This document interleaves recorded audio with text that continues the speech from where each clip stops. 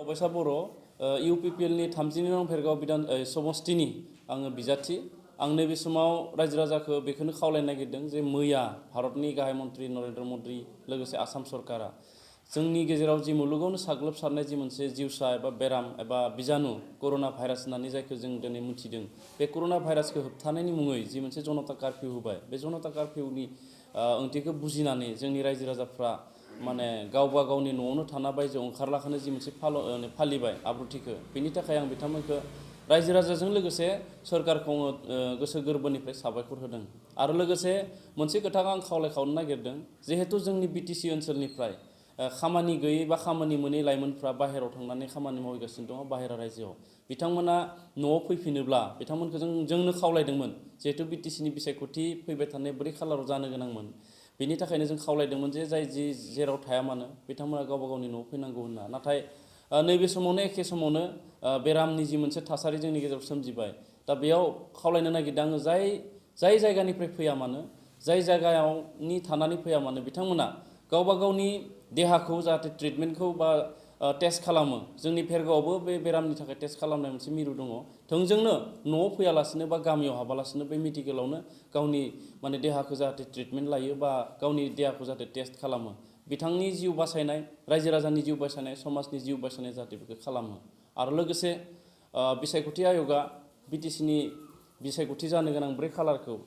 फासयबाय आरो बे फासयनायखौ आङो साबायखर जासिदों सरकारखौ साबायखर जासिदों इउपिपिएलनि हान्जानि जानानै आं सरकारखौ साबायखर जासिदों मानो होननानै बुङोब्ला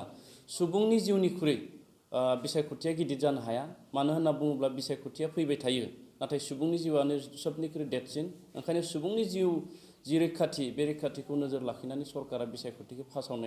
फोसावनाया जोबोद माने मोनसे ओंथि गोनां आरो गोग्गाथाव बा देरगाथाव हाबाफारि जादों ओंखायनो सरकारखौ धन्यबाद जासिदों आरो बे समावनो आं खावलायगोन जे जिहेतु आङो इउपिपिएलनि 32 नं भेरगाव समस्तिनि बिजाथि आरो बे बिजाथि हिसाबै जोंनि समस्तिनि जेसेबांखिनि आंनि इउपिपिएलनि माने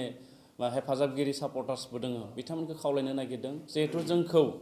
माने सरकारनिफ्राय माने बाधा होना दोनदों बा माना मोनसे खालामना दोनदों जे पाब्लिक गेदारिं खालामनाङा रायजोफोरखौ थुब्रायनाङा बे हिसाबै आं दिनै मोनसेबो पाब्लिक गेदारिं खालामनायनि खोथाखौ सिन्था खालामाखै सरकारनिफ्राय आलादायै बिथोन फैयागौमानि दा बे समाव रायजो राजाखौ खावलायनो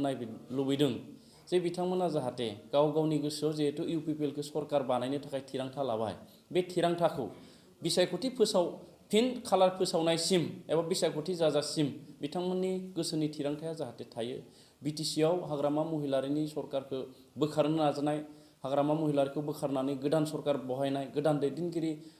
फज'नो नागिरनाय बे थांखिया जाहाथे बयनियावबो थायो बिटिसिआव 15 बोसोर हाग्रामा महिलारिनि जि दुर्निति भ्रष्टाचार सरकार बेखौ बोखारनानै गोदान दोलो इउपिपिएलखौ सासनाव लाबोनो नागिरदों आरो इउपिपिएलखौ मोनसे थांखिजों सासनाव लाबोनो नागिरदों जे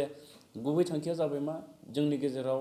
27 जानुवारियाव जि मोनसे सुक्ति जालांबाय गोजोन सुक्ति बे सुक्तिनि मोनफ्रोमबो दफाखौ जाहाथे जों आबुङै बाहायनो हायो ओंखायनो इउपिपिएलखौ रायजो राजाया माने सरकाराव लाबोनो नागिरदों आरो बे हिसाबै इउपिपिएलआबो दिनै साखाफारा जाबाय ओंखायनो रायजो राजाखौ खावलायदों बिसायख'थिया फासयबाय होननानै जाहाथे गोनो गोथो दाजाथों गोनो गोथो जानायनि खोथा गैया जोंनि थांखिया मोनसेयानो जोंनि नोजोरा मोनसेयानो बिपिएफखौ फेजेननांगौ बिपिएफखौ गारनानै इउपिपिएलखौ सरकार बानायनांगौ बिटिआरनो मोनफ्रोमबो सुक्तिखौ आबुं महर होनांगौ आं बेखिनिखौनो खावलायबाय।